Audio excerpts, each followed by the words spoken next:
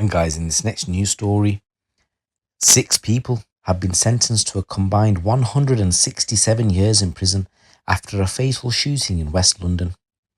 Following a thorough investigation by the Met Police, 5 men and a teenage boy were sentenced following a trial at the Old Bailey.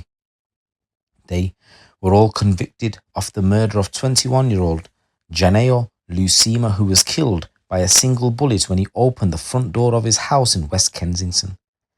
In court, the killing was described as a planned and organised execution believed to be linked to a dispute over drugs. Despite several of the defendants trying to flee the country to avoid arrest, they've now all been brought to justice. The aspiring musician Mr Lucima, who had only been released from prison himself a year previously for his role in helping up to cover up the murder of a jazz musician, was fatally shot in the chest at close range after being lured into an ambush in West London on the evening of April the 1st, 2024.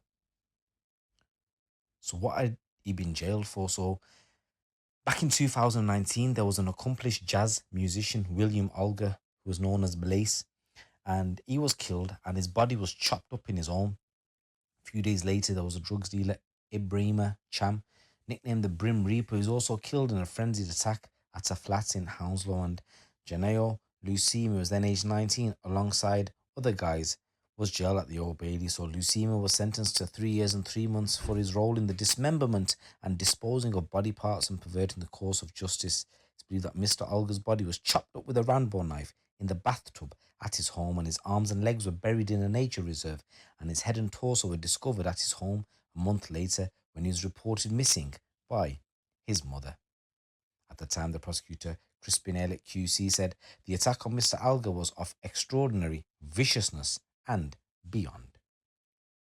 So with regards to the killing of Mr. Lucima, so officers were called at around 10:15 on Monday, 1st of April 2024, to reports of a shooting.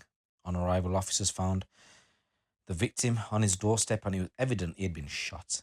Despite the best efforts of emergency services, he sadly died at the scene.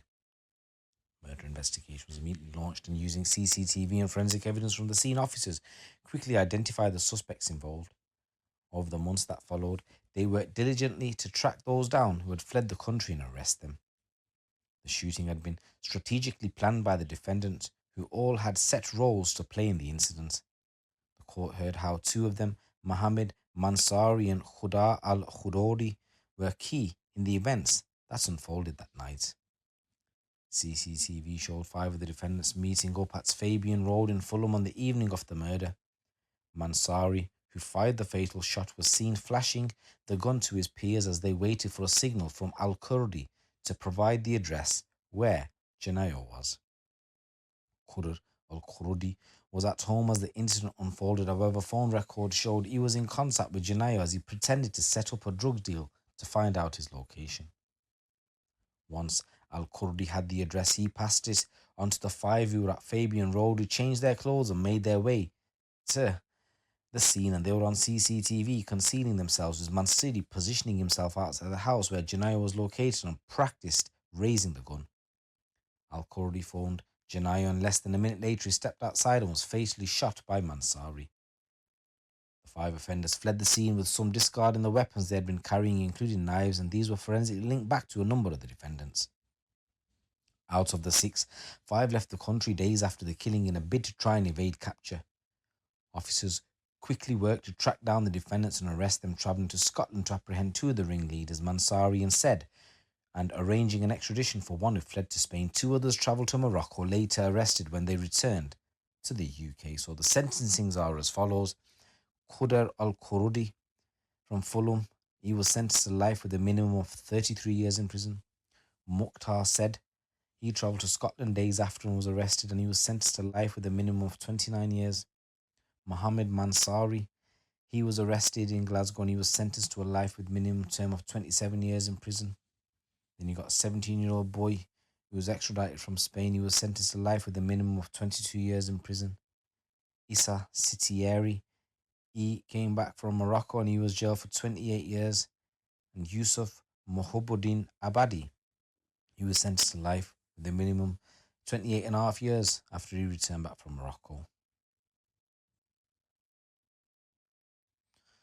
So the victim's mother addressed the defendants in the dock and said, "You chose the time date to execute your plans. Everyone had a role. You prepared for the moment. When I watched the CCTV a few minutes before you executed my son, it was like something from a movie. Mansaray, you and practice your target while the others lay in wait. At the time, you did not hesitate." And she went on, "You did not just take our son's life that night, you also took ours. I miss his laugh, his perfect smile. I miss his singing. Janayo loved music, even classical music. He would play the violin and piano. Janayo was full of dreams, even though he had not figured out how to accomplish them. But he was heartlessly taken away from us by a self-centered young man steeped in the subculture of violence with complete disregard for human life. We know Janayo was a far better person than all of you. No amount of sentence will bring our son back. I hope one of you will find it in your hearts to give the reason why you all went to such lengths to kill my son. I know I will never be at peace and will always keep searching for the real reason." She also told the court, "For the first time in my life, I had to do the most difficult thing. I had to do something that no mother should ever have to go through. I had to break the news to my other children that their brother was not coming home anymore."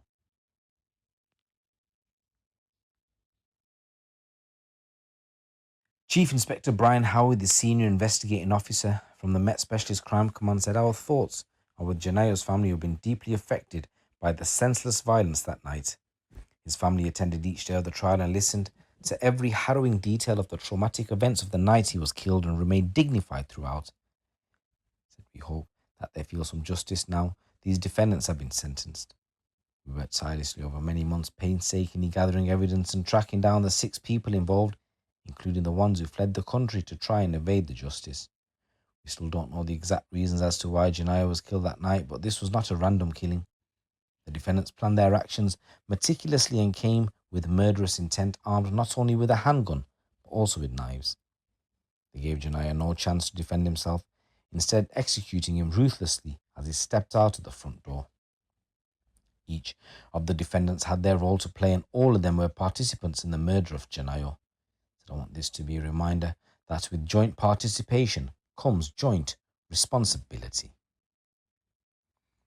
Janayo's mother also stated that, "I get panic attacks wondering what Janayo saw, what Janayo felt, whether he understood in those last seconds before you, Mansaray, pulled that trigger when Al Kurdi lured him out with that bogus phone call. Did he know it was the end? Did he have time to be afraid? As you know, that was the end of life for Janayo, not by fate or chance, by your coordinated choice to kill him." Mr Lucima's aunt also told the court the family have forgiven the defendants for killing her nephew, who was a black belt in karate. She said, "The forgiveness is not for you, it is for us so we can rebuild our lives. We hope in the months and years to come you will use this time to reflect so you can learn better and become better citizens in society. For us, it's a life sentence which is going to be staying with us forever." And Simon Mayo KC, the judge, told Al Kurdi, who had refused to come to the Old Bailey for his sentencing, he said he lacked courage and respect, which was in stark contrast to the courage and dignity displayed by the family of the victim throughout the court proceedings. So guys, here's a new story coming from London Ways. Let me know what you think in the comments below. Once again, if you can, if you already haven't done so, please subscribe to the channel and please give this video a little like. It's your boy GC. Keep it locked, keep it real.